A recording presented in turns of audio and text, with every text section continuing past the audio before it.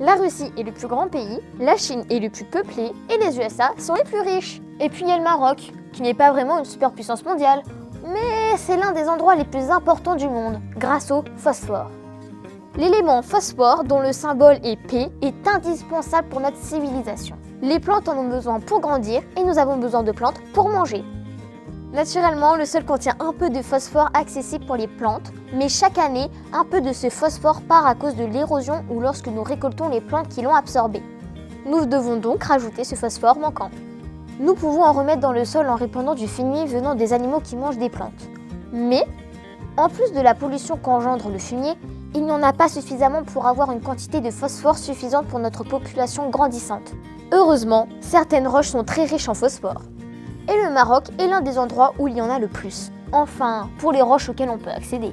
C'est parce que ces roches phosphatées ont besoin de millions d'années pour se former grâce aux micro-organismes des océans qui meurent et déposent leur corps riche en phosphore au fond. Ces micro-organismes ne sont pas rares, mais ce qu'il est, c'est qu'il faut des conditions très spéciales pour former ces roches phosphatées. Il faut un endroit particulier où on trouve des tonnes de micro-organismes. Aucune rivière dans le coin, sinon le phosphore sera mélangé avec d'autres sédiments. Et un courant océanique capable d'emmener au loin les quelques sédiments non phosphatés qui pourraient arriver. Cette combinaison rare de ces trois conditions va permettre la formation de roches phosphatées. Et ça a eu lieu dans l'ancien océan qui recouvrait ce qui est maintenant le Maroc. Du coup, le Maroc recèle pratiquement les 3/4 des réserves de phosphate accessibles du monde. Il est exceptionnel qu'une ressource naturelle soit autant concentrée dans un seul pays. Par exemple, la Chine est l'un des pays qui possède le plus de terres rares pour les composants électroniques, mais elle n'en possède en fait qu'un tiers des réserves mondiales.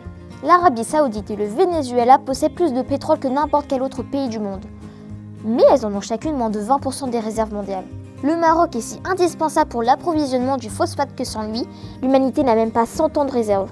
Mais même si le Maroc partage cette ressource avec le monde, nous n'en avons que pour 300 ans environ.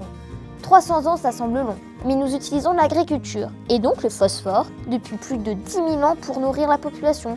Même si nous découvrions d'autres sources de phosphate ou si nous réussissons un jour à exploiter celui qui est sous les océans, à un moment, la ressource s'épuisera. À ce moment, nous devrons attendre que les micro-organismes riches en phosphore meurent dans les océans, que le phosphate se concentre dans les quelques endroits particuliers où c'est possible pour fabriquer les roches phosphatées et que le niveau des océans baisse pour accéder à ces roches.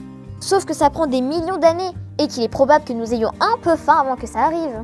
Donc, si nous voulons survivre en tant que civilisation basée sur l'agriculture dans un futur lointain, nous devons clairement trouver un moyen de recycler efficacement les phosphates. En d'autres mots, nous avons un problème à résoudre, un problème avec un grand P.